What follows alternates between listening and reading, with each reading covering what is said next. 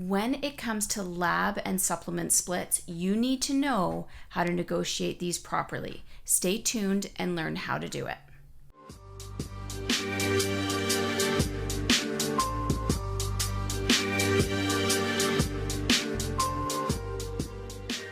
Territory, as I don't currently have an account with FullScript or the other companies that are out there. So I don't know how that would look. I feel like from a independent contractor perspective, if you have the account with FullScript and your clients are buying from FullScript through you, I think you should collect 100% of that as well. Really, again, it's just about who is holding the most risk with regards to bringing in that product, and they should therefore be rewarded for maintaining that risk. So I think 25% is fairly reasonable. You could even negotiate 90-10. But if the clinic is holding the dispensary, you should not be getting 100% of the profit in my mind, because that's a huge expense that they're putting out without knowing if the product will be sold or not.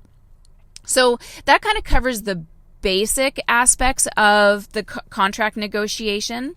The only other thing that I was hearing in our community was the business owner saying that, certain splits are too complicated, and therefore they were choosing one version over the other. So they found that a split on your consultations and supplements and labs was getting too complicated, and they weren't sure how they were going to figure it out. So now they're bartering for flat rent, but the original negotiation was for the split, or whatever the case may be. I think that's a little bit crazy.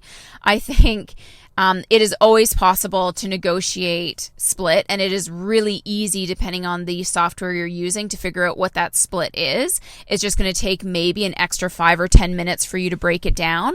I think if a business owner were to ever do that to you, I think that's a little bit ridiculous, and it would kind of put up a bit of a red flag for me as to how honest they were going to be with regards to dispensing what you were making on a month-to-month basis, because they should be able to give you a complete itemized report at every single payday, showing you exactly what you incurred, what you were charged, what supplement refills there were, how many visits you had. That is just sort of like mainstay. If you're going to bring in people, you need to be able to show them that in as much of a transparent way that is devoid of human error or very low on human error. So for me, I transport everything into an Excel spreadsheet by hand and itemize everything. But a lot of softwares like MindBody, or I'm sure JNAP, or one of those EMRs would be able to itemize everything by practitioner. Universal is another one that's used by a lot of chiropractors that we use, and it just pumps everything out by practitioner. You see exactly what you sold from what date to what date. So that is just something that they're going to have to figure out, and that's just on them to figure that out for you. Lack of transparency, and I'm going to emphasize this, bold, underline, red. Lack of transparency is what's going to make this whole thing fall apart. So if I am, and as an independent contractor in one of my offices, for the first 2 months, they were not releasing the itemized report for what I should have been charged, the revenue that I made. And that was really starting to make me feel very uncomfortable, almost like I was afraid that they were hiding something from me.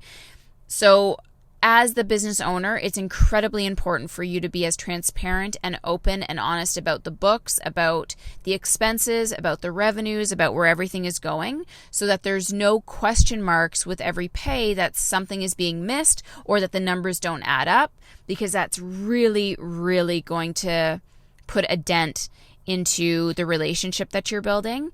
An area that I've seen come up that I've had from one of my clients tell me about is with direct billing. So if the company is direct billing on your behalf and they haven't received the money from either the insurance company or the patient, and they're withholding that from your pay, that's going to be a bit of a huge issue.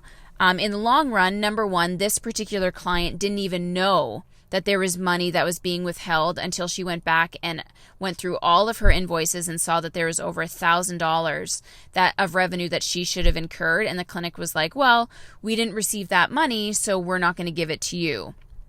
that is also not okay. So there should be something in the contract about money owing, or if somebody had a no-show fee, and if that no-show fee would be paid on the following paycheck or as received. Like, all of those little details when it comes to the financial side of things need to be acknowledged and thought about and written down with regards to a strategic plan. I personally do all of my own direct billing in all of the offices, and I manage all of that money.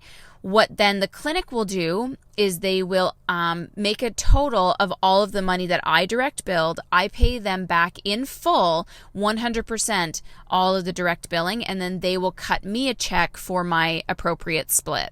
And I find that to be the easiest way to overcome any problems with regards to where money is going or who's collecting it and how. So long as everything is being tracked really clearly and the numbers all add up, it's a perfect system, and it is not difficult to implement. I personally like to keep control of as much of the invoicing and the money as I can. So I happily do all of the direct billing on my own in the visit with the patient, and I make all of my own invoices on my own. And then, as I said, the clinic will invoice me, I pay them, and then they pay me out my rent for that pay period. I can't think of anything else on the top of my head that's come